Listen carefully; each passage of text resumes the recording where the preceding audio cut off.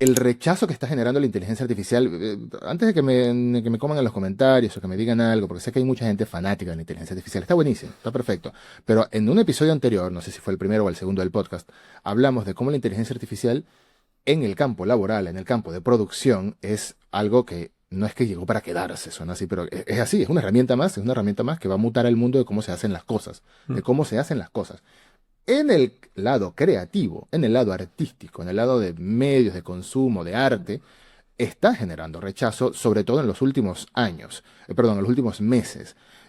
Creo que va de la mano con esta idea de que la IA nos va a reemplazar, se está haciendo cada vez más real en algunos sectores, sobre todo en el de la programación, el quality test, de todo esto, asistente, em, atención al cliente, etcétera, traducción, todos esos que se han visto afectados. Yo creo que eso ha ido haciendo que todas estas noticias de Meta hecha 8.000 empleados, Meta la empresa de Facebook, hecha 8.000 empleados para apostar por la inteligencia artificial y va a echar más, ese miedito yo creo que está reflejándose también en la percepción en lo artístico. Y lo estamos viendo en plataformas, por ejemplo. Y esto es algo que Fichi seguramente va a complementar muchísimo mejor que yo. En Steam hay un gran rechazo en inteligencia artificial. Steam está exigiendo que los videojuegos que usen inteligencia artificial y esto usen inteligencia artificial, puede ser cualquier cosa, ¿no? Puede ser cualquier cosa, desde para hacer un cosito, o sea, como que no te especifican hasta qué punto es lo de uso de inteligencia artificial, tiene que tener un disclaimer, un anuncio que diga, este juego usó inteligencia artificial y los comentarios son negativos al respecto. Entonces, este tipo de rechazo, y hay más ejemplos que ya hablaremos, este tipo de rechazo me llama mucho la atención, cómo la inteligencia artificial está viviendo esta ola negativa en cuanto a lo artístico.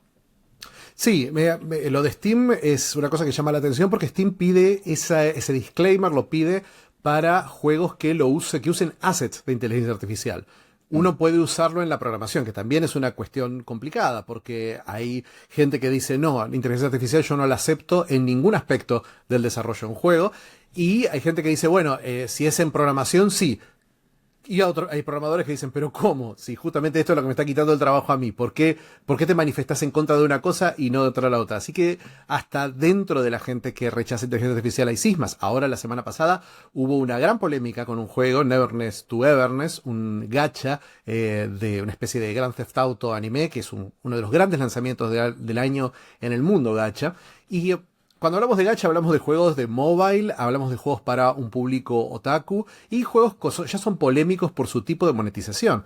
Pero lo que me llamó la atención es que aún así, aún en juegos que uno se da cuenta que hay un público que está dispuesto a aceptar un montón de cosas que otro público rechaza de lleno, como es la monetización esta con loot boxes, aún ahí el público rechazó con mucha vehemencia el uso de assets de inteligencia artificial, tanto que el estudio decidió eliminarlos por completo y reemplazarlos casi de inmediato. Algo que no suele pasar con un estudio chino, con un estudio Mm. norteamericano, como pasó con Expedition 33, bueno, un estudio francés en ese caso, fue inmediato el cambio y fue muy claro el rechazo, pero acá, con un estudio chino, con un juego de mobile y con un juego gacha, aún ahí se siente el rechazo. Así que creo que estoy muy de acuerdo con vos, Edu. Para mí, el público está rechazándolo de una forma todavía más intensa que fue en 2024 con esta peli.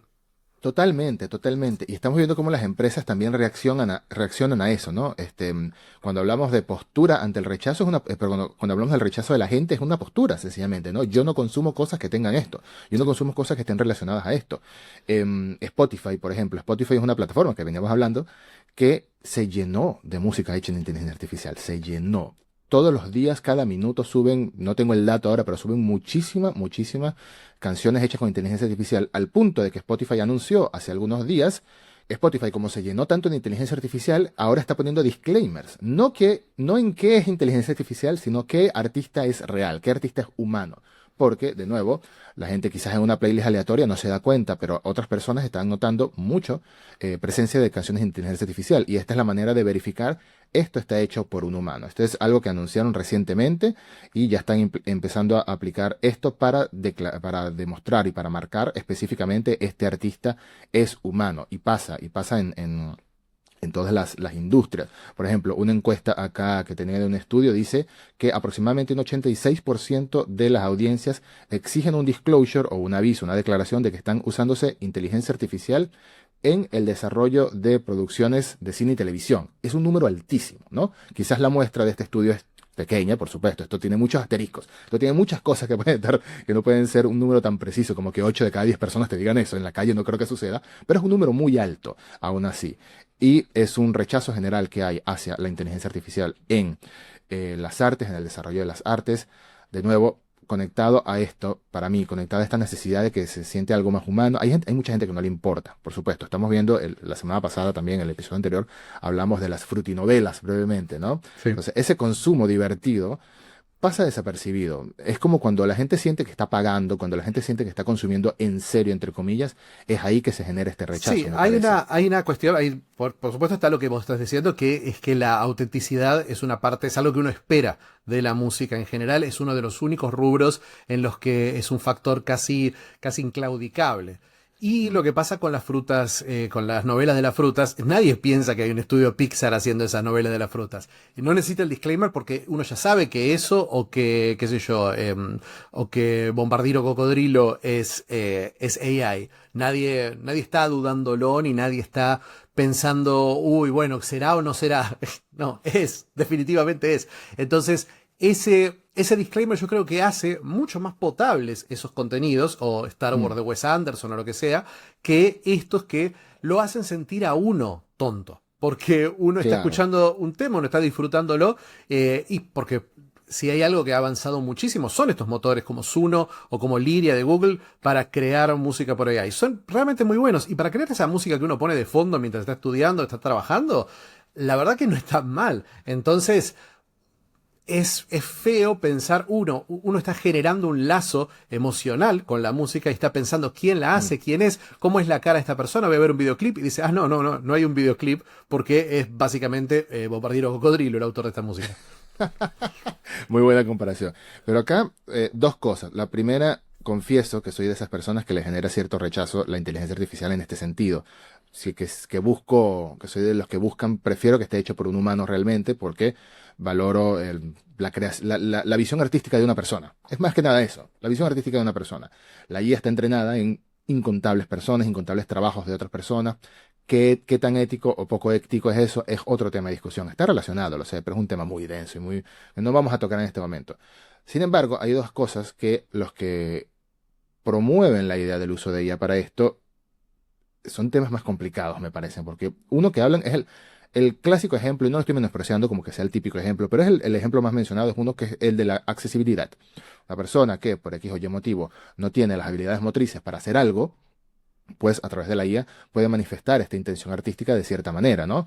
Quizás no de la misma manera que otra persona que sí puede hacerlo directamente, específicamente lo que quiere hacer con sus manos, pero de nuevo, es otra manera de que una persona que no tiene las capacidades motrices o algún tipo de impedimento que no se le impide, incluso el impedimento económico, ¿no? No tienes 10 años para dedicarte todos los días a aprender a dibujar porque tienes un trabajo, universidad, familia, etcétera, etcétera. Todas estas cosas son válidas y las entiendo. Entonces, eso lo dejamos de lado. Otra cosa que me llama mucho la atención y creo que es muy complejo este tema, de nuevo, en el caso de los proyectos indie, llámese videojuego, llámese un cortometraje incluso, eh, una persona hace un juego. Todo el juego lo hace esta persona. Esto es un tema que tú conoces muy bien, así que quiero escuchar tu opinión al respecto. No sé en qué va a terminar esto, porque es un tema complejo, de nuevo, un tema complejo. Estamos jugando con el trabajo de una persona, el medio de vida de una persona, para ver otra. Es un tema complejo. ¿A qué voy? Una persona hace un juego, lo hace por completo, hace sus diálogos, hace todo, es un RPG chiquitito tipo, no sé, tipo Stardew Valley, qué sé yo, algo bien lindo, bien indie, bien hermoso, lo hace y lo publica en inglés porque es el idioma más popular, porque es el idioma más masivo en Steam, etcétera. Fantástico. Lo quisiera publicar en chino, lo quisiera publicar en japonés, lo quisiera, ya sabes a dónde voy. Lo quisiera publicar en español, bueno, español quizás es su idioma nativo, lo quisiera publicar en un montón de idiomas para llegar a más gente. Eso cuesta mucha plata. La traducción, buena traducción, cuesta dinero. La localización cuesta dinero porque la localización es valiosa. La localización es el término que se usa no solo para traducir palabra a palabra, sino para adaptar una obra artística a un público en específico. Resumámoslo así. Eso lo puede hacer con IA, no va a quedar perfecto quizás, pero lo puede hacer con IA. Pero ¿qué pasa con el traductor? ¿Qué pasa con el medio con el medio de vida del traductor, con lo valioso que es un buen traductor, con lo valioso que es un buen actor de doblaje, si nos vamos un poquito más allá? Entonces, le estamos impidiendo a un desarrollador, es muy jodido los dos socios, le estamos impidiendo a un desarrollador independiente de un corto, un cineasta independiente, o un desarrollador de videojuegos, que lleve su público, su juego a más público, porque no tiene la plata de pagar un montón de traductores que cuestan miles de dólares, seguramente, lo podría hacer con inteligencia artificial, lo que lo beneficiaría a él y su arte llegaría a más personas, pero estamos ahí perjudicando a los traductores. Eso para mí es un dilema muy jodido y que no sé en qué va a terminar.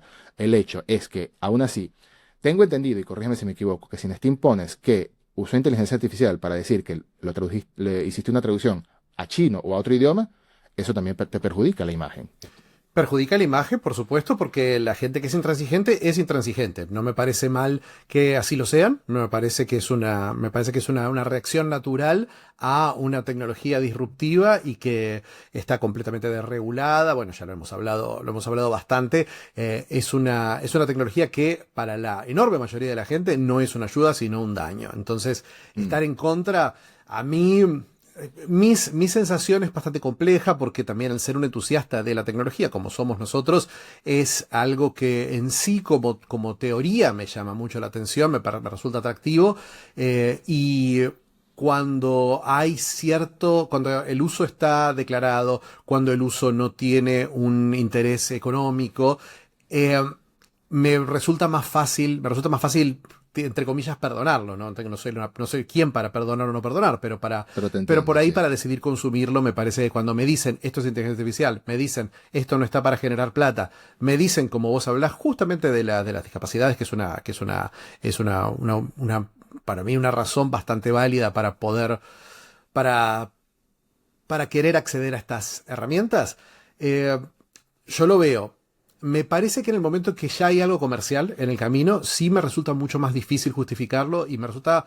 eh, en lo público, me parece que todo el mundo es intransigente. En lo privado, yo he hablado con traductores de este tema, he hablado con artistas que trabajan en videojuegos, he hablado con mucha gente cuando tenía la suerte de trabajar en un podcast sobre industria argentina, era un tema del que se hablaba muchísimo, porque recién estábamos empezando a usarla para arte conceptual, para una presentación de un juego que nadie sabía si iban a comprar. Había muchos casos grises.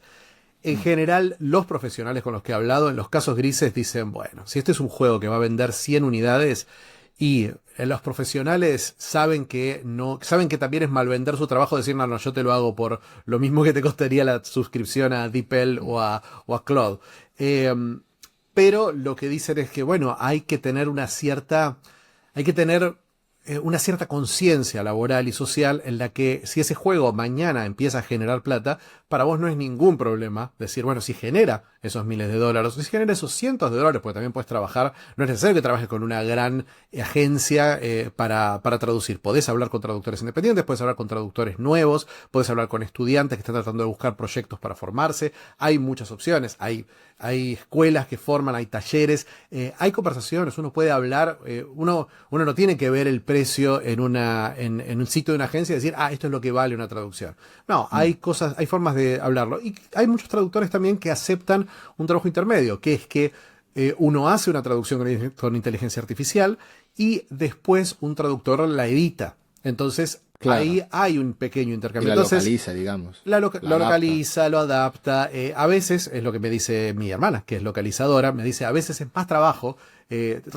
Termina siendo más trabajo para mí tener que editar estos trabajos. Es algo que Puede no le pasar. gusta, que no le gusta a nadie, pero cuando la alternativa es lo que nos pasa a todos, cuando la alternativa es no trabajar, cuando la alternativa es no tener esa fuente de ingreso, y creo que hay un compromiso que se puede llegar. Nadie va a llegar con una sonrisa, nadie va a llegar feliz, pero me parece que aún ese desarrollador independiente quizás puede abrir la puerta para agotar estas opciones. Yo creo que hay traductores independientes, por ejemplo, que están dispuestos a decir, bueno, no me pagues ahora. Pagame, fíjate si vendes en China. Si vendes en China, me pagas un poco más de esta base que me estás pagando. Si no vendes en China, bueno, está bien, perdimos los dos. Pero me parece que la conciencia laboral es como hablábamos de lo social hace un rato.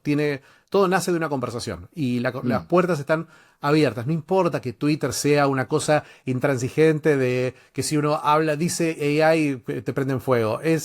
La realidad no es así. La realidad hay una conversación.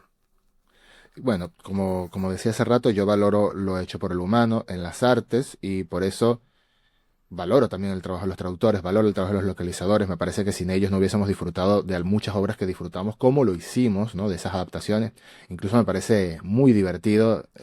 Yo sé que hay gente que no le gusta, pero me parece muy divertido y parte de su esencia, que son las traducciones de Ivrea en los mangas de Ivrea, que son 100% argentinas. Entonces eso a mí me parece parte del encanto. No me importa escuchar a Vegeta hablando en porteño, no me importa. O sea, me parece espectacular. Em, lo complejo acá es como un acceso, una herramienta que es más económica o no sé si gratuita, porque las gratuitas no son tan buenas para hacer algo así.